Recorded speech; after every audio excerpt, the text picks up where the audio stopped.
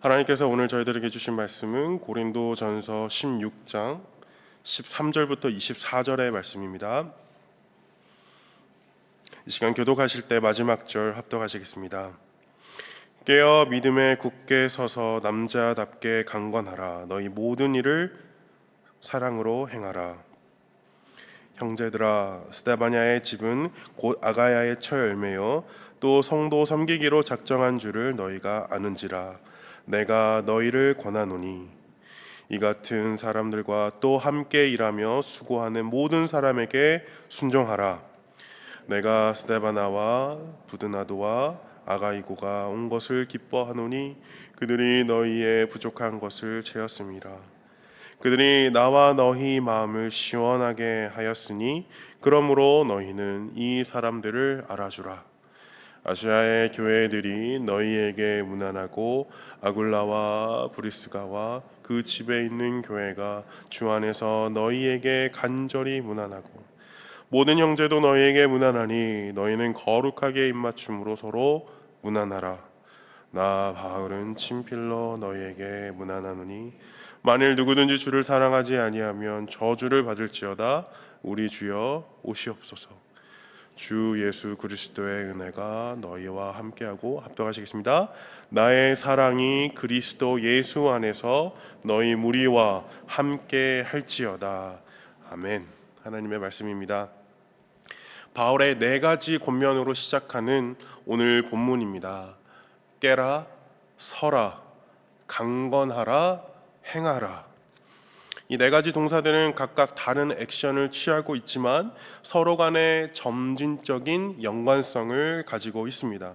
먼저 깨라. 이것에 더할 형용사는 없습니다. 깨거나 자거나 둘 중 하나입니다. 다음은 서라입니다. 깨어난 자의 가장 확실한 증거는 일어섬입니다. 잠에서 깬 사람이 일어서지 않으면 정신은 깨어도 여전히 잠든 사람의 모습과 다를 바가 없습니다. 이와 같이 죽음에서 깨어난 사람도 일어서지 않으면 그 생명이 있어도 여전히 죽은 자의 모습에 머물러 있는 것입니다. 그러므로 깨어난 자는 반드시 일어서야 합니다. 하지만 죽음에서 깨어 일어설 수 있는 유일한 길은 오직 예수 그리스도의 부활을 통해서입니다. 예수님께서 죽음을 이기시고 부활하셨기에 그 부활을 믿는 자도 죽음에서 깨어나 믿음 위에 굳게 설 수 있습니다. 그래서 바울은 믿음 위에 굳게 서라고 권면합니다. 믿음에 굳게 서는 삶이야 말로 이 죽음에서 생명으로 옮겨진 사람이 드러내는 가장 확실한 증거입니다. 이제 강건하라. 깨어 일어난 자는 남자답게 강건하라 합니다.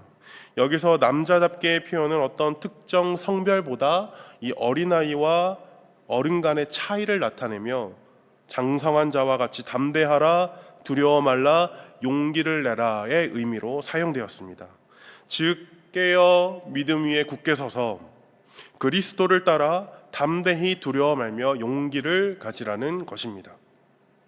마지막으로 앞선 권면들의 모든 목적이 되는 모든 일을 사랑으로 행하라입니다.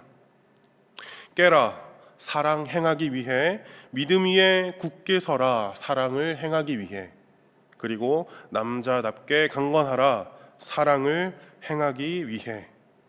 그리스도의 은혜로 말미암아 죽음에서 깨어난 자는 그리스도를 향한 믿음에 굳게 서서 그리스도를 따라 강건함으로 그리스도의 사랑을 행함 가운데 증거해야 합니다. 이제 이 네 가지 권면에 좋은 본보기가 이어서 소개됩니다. 첫 번째는 스데바나의 집입니다. 바울은 그들을 이 아가야의 첫 열매로 부릅니다. 스데바나는 바울의 2차 전도 여행을 통해 아가야 지역에서 가장 먼저 복음을 받아들인 사람들 중 하나입니다.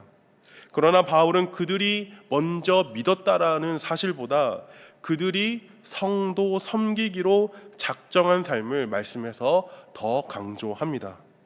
그들은 복음을 받은 사람으로 수동적인 자세에, 수동적인 위치에 머물지 아니하고 능동적으로 자신을 기꺼이 내어주어 교회와 성도를 섬기는 삶을 살았습니다. 이것이 바로 깨어있고 믿음에 굳게 서며 강건한 가운데 사랑을 행하는 삶의 모습으로 증거되는 부활의 생명력입니다. 그러므로 스데바냐의 집은 이 아가야의 첫 신자로 불려지지 않고 아가야의 첫 열매로 일컬어지고 있습니다. 이어서 바울은 또 다른 본보기로 스데바나와 부드나도와 아가이고를 소개합니다. 앞에서는 한 가정이 복음을 받아들여 섬김의 공동체가 된 그 모습을 보여주었다면 이제는 혈연을 넘어 그리스도 안에서 연합한 동역자들의 모습을 보여주고 있습니다. 이들은 가족이 아니었지만 같은 복음을 붙들고 같은 사명을 감당하며 함께 바울을 섬겼습니다. 이처럼 복음은 한 가정을 세울 뿐 아니라 서로 다른 사람들을 그리스도 안에서 한 가족으로 묶어 공동체를 세우는 능력이 있습니다. 그들의 섬김은 두 가지로 나타났습니다. 먼저 고린도 교회의 부족함을 채웠고 또한 바울과 이 성도들의 마음을 시원케 했습니다. 여기서 말하는 부족함의 구체적인 내용의 배경은 다음과 같습니다. 고린도 성도들은 멀리 떨어져 있었기에 직접 바울을 찾아가 섬길 수가 없었습니다. 그래서 이 스데바나와 부드나도와 아가이고가 이 교회를 대표하여 바울에게 왕래했습니다. 당시 결코 짧지 않은 길이었지만 쉽지 않은 길이었지만 그들은 이 교회의 소식을 전하고 교회의 질문을 전달하며 필요한 것을 공급하고 또 교회를 대신하여 바울을 열심으로 섬겼습니다. 다시 말해 누군가 할 수 없었던 어려운 일을 어렵던 일을 이 섬김의 마음으로 감당하며 자신들이 자처하여 행한 일이 되겠습니다. 이것이 바울이 말하는 너희의 부족함을 채웠다라는 정확한 의미가 되겠습니다. 이어서 바울은 그들이 나와 너희의 마음을 시원하게 하였다고 말합니다. 이 ESV 성경에서는 refresh my spirit이라고 표현하고 이 원어적 의미로는 지친 사람에게 쉼을 주고 다시 힘을 얻게 하다가 되겠습니다.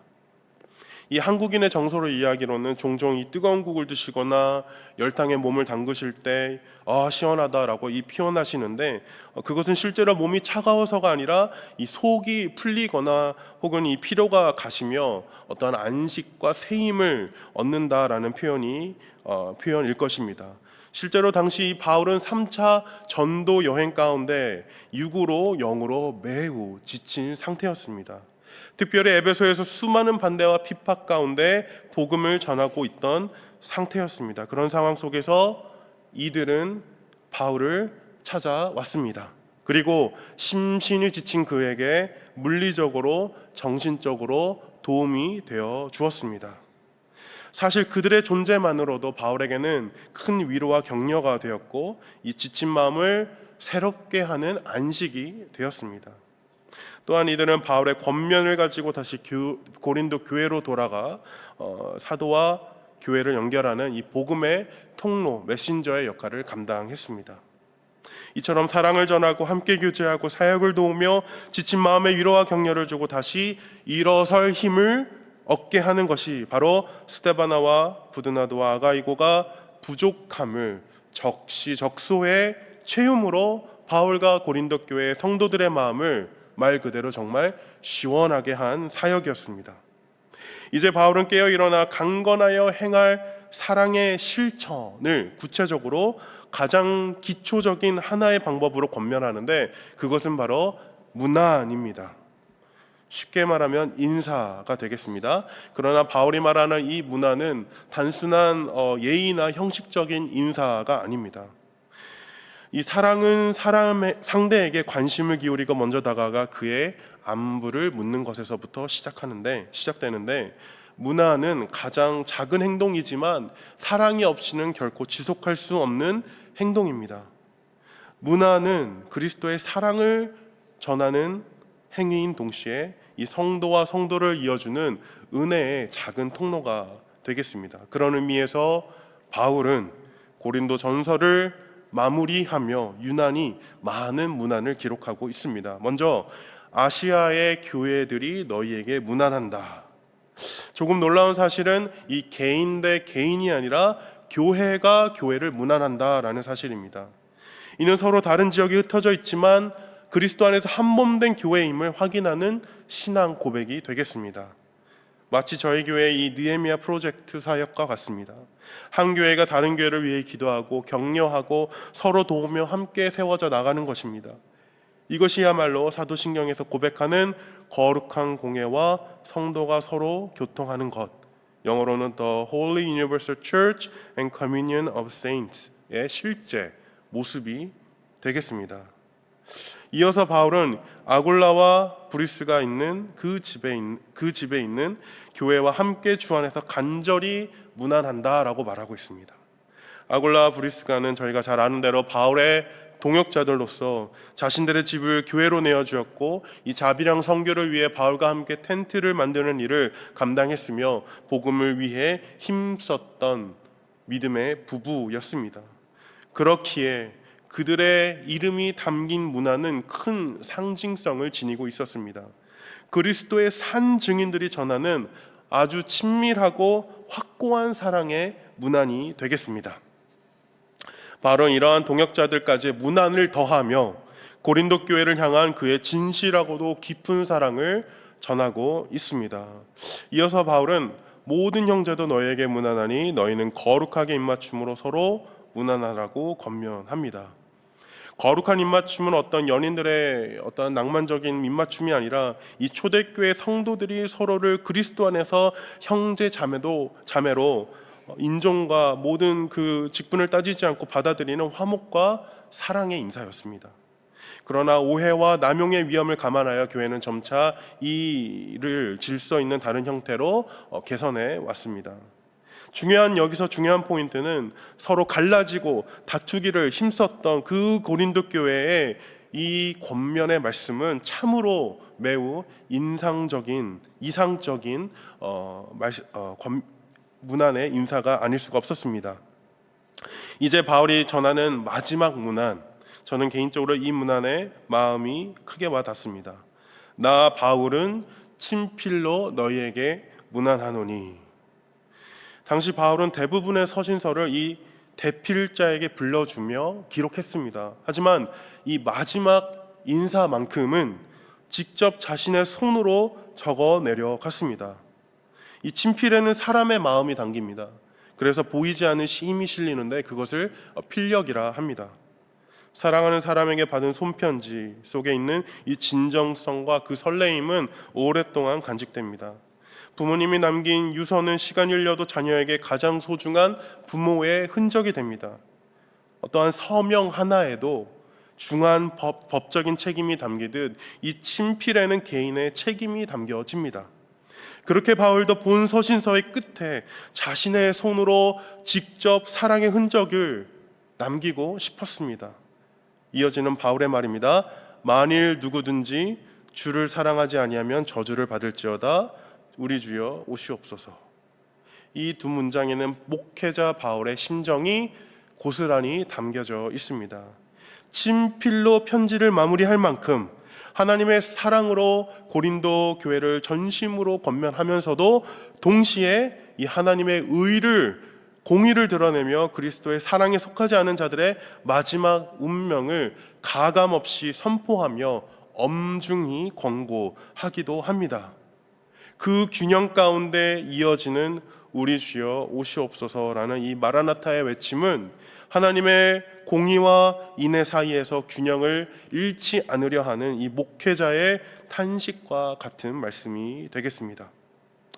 오늘 이 고린도전서의 끝자락 말씀을 통해 딱 한 가지만 기억하기 원합니다. 바울의 권고와 같이 사역과 동역에 수고하는 성도가 되어야 할 것입니다.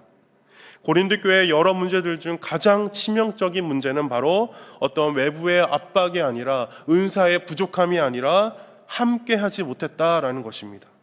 서로를 경쟁자로 여기고 자기 편을 만들며 그리스도의 몸을 갈라 놓았습니다. 그래서 바울의 칭찬을 아끼지 않은 사람들은 사역을 잘 해낸 사람인 동시에 동역을 이뤄낸 사람들이었습니다. 오늘 본문서 언급된 여러 공동체들이 그 증거가 됩니다. 스데바냐가 아니라 스데바냐의 집, 스데바나와 부드나도와 아가이고, 아시아의 교회들, 아굴라와 브리스가, 그리고 모든 형제들입니다. 이처럼 하나님께서는 어떠한 일의 성과보다 사랑으로 함께하는 동역 자체를 기뻐하십니다. 그러므로 저희도 모든 사역의 매진함과 동시에 동역을 위해 함께 힘써야 할 것입니다. 그렇게 오늘도 누가 먼저라 할 거 없이 섬기기로 작정하여 서로 간에 보이는 또 보이지 않는 체험으로 동역의 주고받음을 통해 다만 인간들끼리의 친목을 위함이 아닌 끝내 하나님의 마음을 시원하게 해드릴 수 있는 저와 초대교회 성도님들 되시기를 주님의 이름으로 축원드립니다.